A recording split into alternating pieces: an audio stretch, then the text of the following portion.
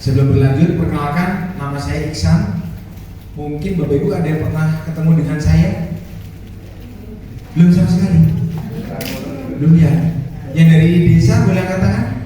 Pemerintah desa? Nah, mungkin kalau saat pemenuhan kuota PBJK sudah pernah ketemu ya? Ya, minimal ada kenal satu lagi ya. Jadi perkenalkan, saya Iksan, saya adalah Relationship Officer BPJS Kesehatan Kantor Cabang Kebumen. Karena kantor cabang Kebumen itu membawahi 3 kabupaten. Kami di Kabupaten Kebumen, Purworejo, dan Banjarnegara. Jadi muter-muter Bapak Ibu sekalian dinasnya. Jadi alhamdulillah ini rezekinya ketemu dengan Bapak Ibu sekalian. Mungkin nanti kalau dalam penyampaian materi ada pertanyaan di tengah jalan, langsung ditanyakan, ya. Bedanya cakupan sama keaktifan apa? Ada yang tahu nggak? Gimana, Bu? Nanti kalau jawabannya benar nanti dapat tambahan slide dari saya. Gimana, Bu? Silakan. Kalau cakupan keseluruhan, kalau keaktifan ya aktifnya aja. Mantap, luar biasa. Ya, ini Mas Andar maksudnya. Ya. Jadi cakupan itu adalah orang yang sudah pernah jadi peserta.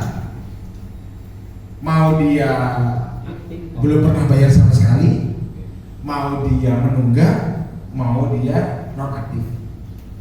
Itu hal yang berbeda, gitu ya. Nah, keaktifan itu yang peserta yang aktif yang bisa digunakan kalau butuh pelayanan kesehatan. Next.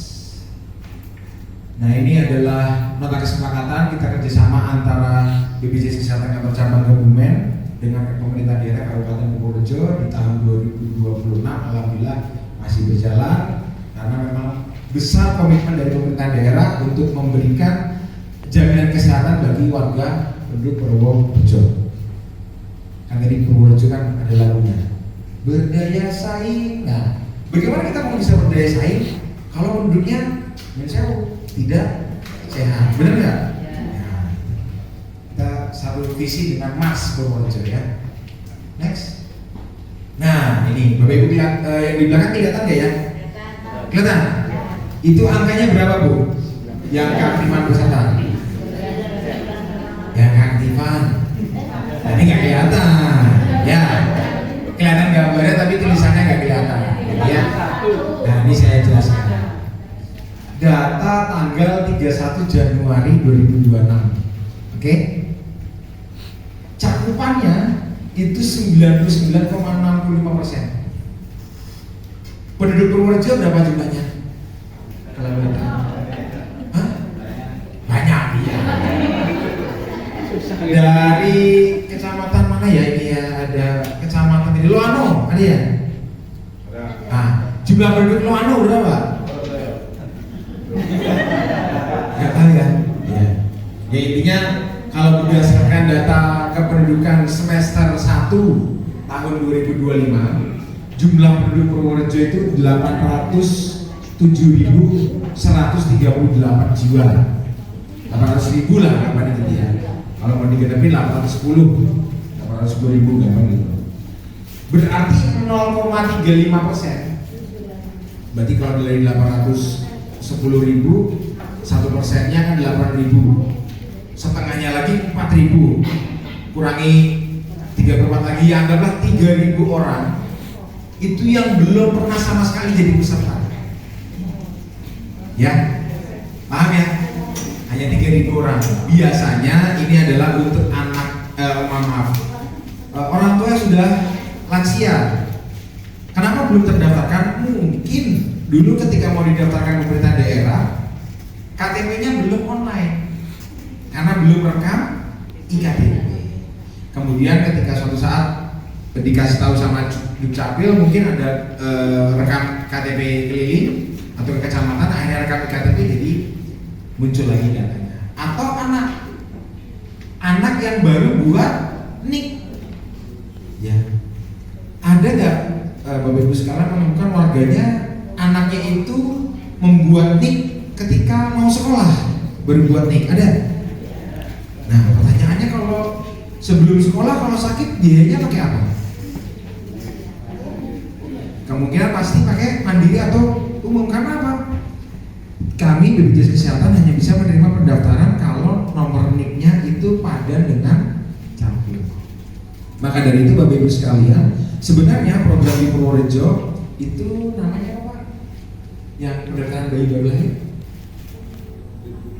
Ada nama programnya lah. Intinya bayi baru lahir itu kalau dia ibunya, yang dilihat adalah ibunya ya.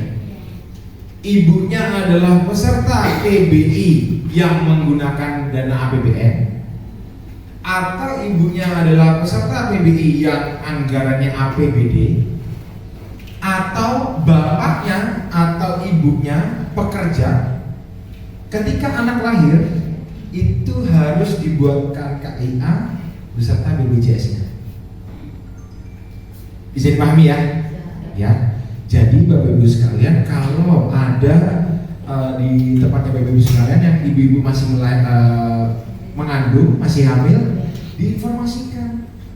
Kalau bisa pas posyandu, kalau bisa lagi pas posyandu, anak-anak yang datang ditanya NIK-nya berapa, nanti bisa diserahkan ke BPJS Kesehatan untuk divalidasi. Mana yang aktif, mana yang non aktif, mana yang belum terdaftar. Paham ya? Jadi ketika posyandu itu lengkap gitu, tinggi dan berat badan dapat, kepesertaan juga bisa diinfokan ke orang tuanya. Kalau dulu usulan kami, harapannya di buku kontrol anak yang warna pink, apa namanya dia?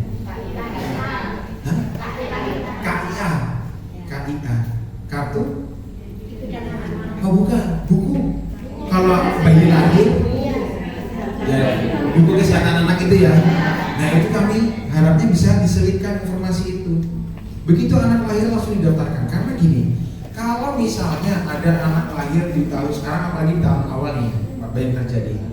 Anak lahir tahun 2025, ya sekarang sudah tahun 2026. Mau didaftarkan langsung aktif untuk yang ibunya PBI, baik APBD dan APBD, udah nggak bisa. Karena tahun anggarannya udah berubah. Harusnya kalau lahir 2025 ya didaftarkan di tahun anggaran 2025. Kalau untuk yang lahir 2026 ya lahir didaftarkan di tahun 2026. Kalau kelewat gimana? Kalau yang APBN kan tadi panjang ceritanya. Harus dari 6NG desa, pengusulan masuk desil berapa, ya. Padahal untuk approval desil itu juga butuh waktu dan tenaga yang besar. Kemudian approval kabupaten, approval kantor pusat, baru didaftarkan ke BPJS Kesehatan. Padahal kalau begitu lahir didaftarkan, nggak pakai begitu, langsung daftarkan, sudah pasti ada kuotanya. Kalau lahirnya tanggal 31 Desember malam gimana Pak? Ya, itu kendala Pak. Penghapusan tanggal, penghapusan tahun anggaran. Di atas jam 5 sore. Iya. Ya itu nanti didapatkan APBD Pak. Tapi sebagai peserta, gitu ya. Maksudnya gini, semaksimal mungkin kita menggunakan anggaran sesuai dengan porsinya masing-masing. Misalnya keluarganya ini APBN, dia maksimalkan APBN. Tapi kalau kondisi seperti tadi, ya mau nggak mau didaftarkan APBD masih bisa. Ya, tapi kalau yang orang tuanya APBD, ya pakai anggaran APBD. Supaya apa? APBD ini tidak menanggung beban begitu berat. Pertanyaannya, tahun ini anggaran yang dianggarkan pemerintah daerah Purworejo berapa? 75 M. Kira-kira menurut Bapak Ibu sekalian, kebanyakan apa kasih di kita? Ya boleh ya. Ya, sebenarnya gini, kalau kita bandingkan dengan kabupaten lain, Purworejo ini terbesar sejauh tengah untuk anggaran jaminan kesehatan. Nah, ayo kita bantu pemerintah daerah Purworejo, jangan hanya mengandalkan APBD-nya. Kalau ada warganya masuk desil 1 sampai desil 5, tolong diusulkan masuk ke yang APBN. Nah, APBN kan ada anggarannya. Benar kan? Paham ya intinya ya?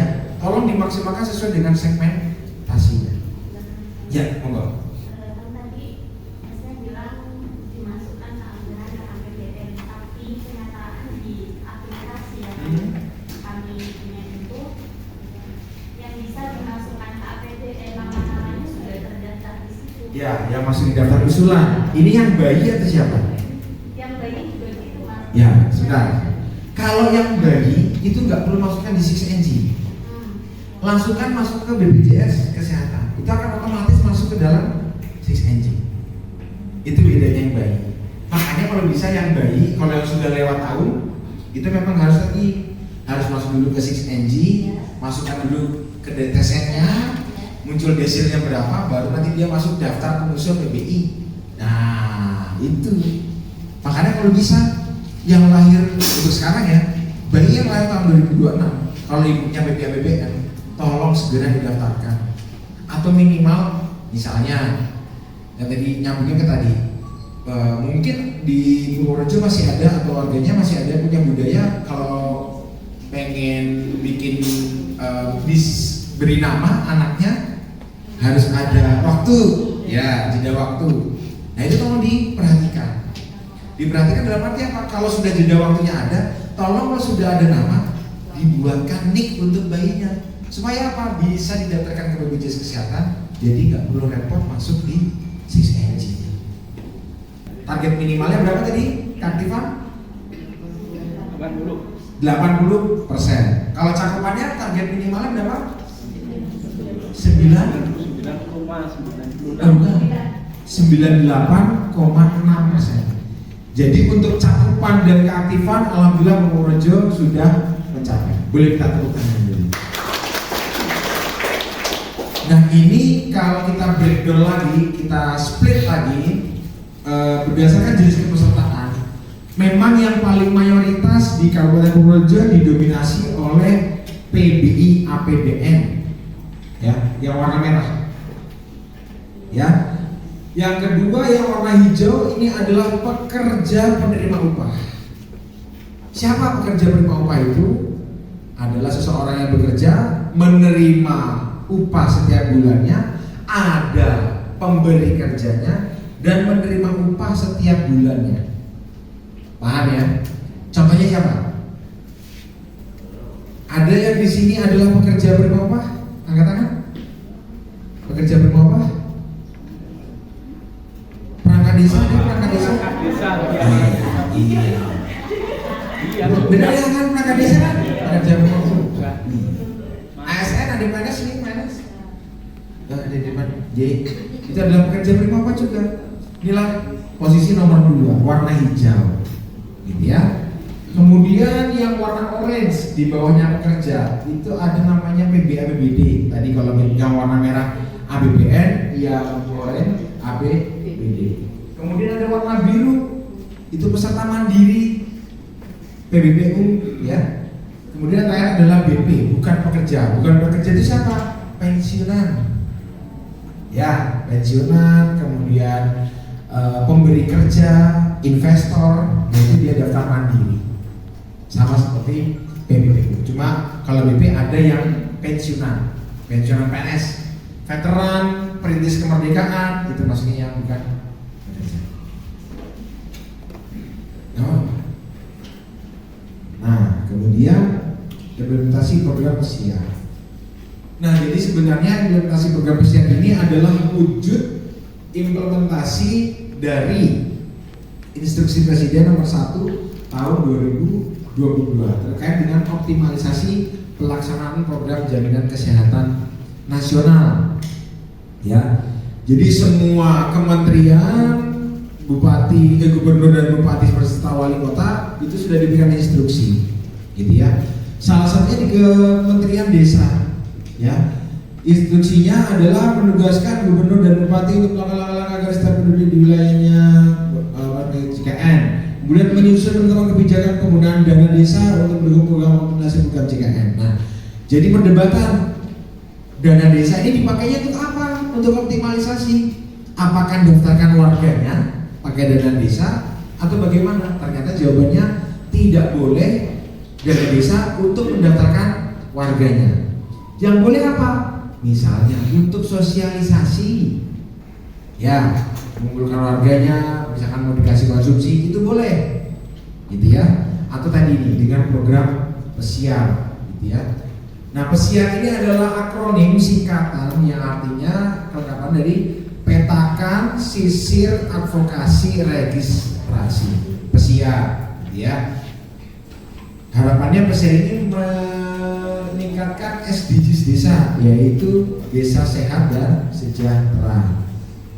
Yang non aktif siapa, yang belum daftar siapa, itu dulu pemetaan. Yang kedua melakukan penyisiran. Penyisiran itu apa? Dicek ini mampu atau enggak, benar nggak?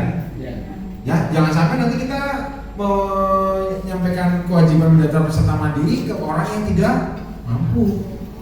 Ya, kita buang energi dan biaya. Maka ini petakan, kita lihat dulu mana yang belum daftar, mana yang non aktif, kemudian kita sisir mampu atau enggak. Kalau yang mampu kita lakukan advokasi. Advokasi itu apa? Ya, kita menyampaikan jenengan ini mampu, kepesertaannya non aktif loh. Siapa tahu belum tahu, benar nggak? Karena memang salah satu kelemahan yang ada di kami saat ini adalah bagaimana kita memberi informasi kepada masyarakat bahwa kepesertaannya aktif atau enggak, gitu ya. Sebenarnya sudah ada aplikasinya, namanya Mobile JKN. Cuma memang warga belum banyak yang mendownload. Nah, itu cara komunikasi kami agak sulit. Makanya tolong diinfokan ke warga untuk download aplikasi Mobile JKN. Supaya apa? Supaya kita selalu bisa mengecek kepesertaannya, gitu ya. Advokasi sudah mampu, akhirnya mampu. Kalau yang bersangkutan ingin daftar bisa registrasi. Keuntungannya apa sih program pesiar, gitu ya? Apa bedanya dengan kita lakukan di kantor BPJS Kesehatan? Kemudahannya pertama adalah warga Bapak Ibu sekalian itu tidak perlu datang ke kantor. Pendaftaran cukup melalui agen pesiar. Bisa dipahami ya? Nah, jadi kalau dulu kendalanya saya jauh harus ke kantor, atau dua saya kesulitan mengakses Pandawa atau mungkin aplikasi. Nah, itu kita minimalisir, kita gunakan namanya agen pesiar.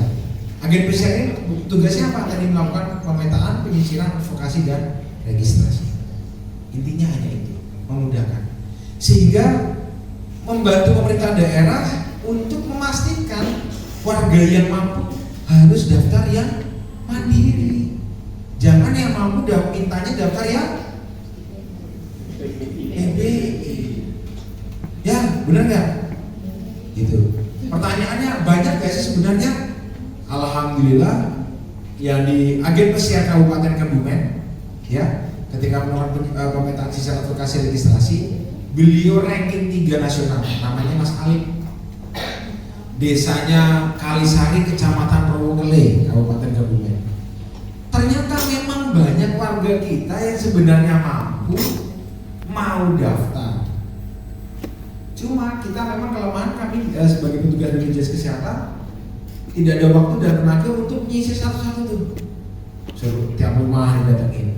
Ya, kalau agen pesiar kan mungkin kalau nanti yang dipilih adalah orang yang berkecimpung di desa, misalnya tahu nih ketika baca data, oh si A rumahnya sana, nomor WA-nya ini, bisa langsung di kontak dan lain sebagainya. Nanti datanya akan kami sampaikan. Gitu ya, paham ya? Jadi jangan pesimis Bapak Ibu sekalian, sebenarnya potensinya besar. Oke, next lagi. Oke, next lagi, ini adalah roadmap-nya. Sekarang kemarin sudah uji coba 12 desa, sekarang tambah 21 desa lagi, total 36. Oke, next. Agen pesiar ini bisa siapa saja, ya. Mau kader boleh, Karang Taruna boleh. Kalau Mas Alip yang juara 3 nasional itu adalah pedagang bakso tusuk. Jadi kalau menurut saya pas. Kenapa pas? Sering muter, sering kontak sama warga. Bener nggak? Kan kalau jualan kan pasti muter pakai motor. Itu pas. Pakai baju pesiar, orang-orang nanya, "Kang, kue apa pesiar?" Pesiar itu saya dalam petugas program pesiar. Maka tugasnya apa? Menerima pendaftaran, dia yang gelem. Nah, itu satu. Atau kedua, ketika sudah muter jualan, sudah tahu rumah-rumahnya mana yang mau diadvokasi, sekalian mampir. Nah,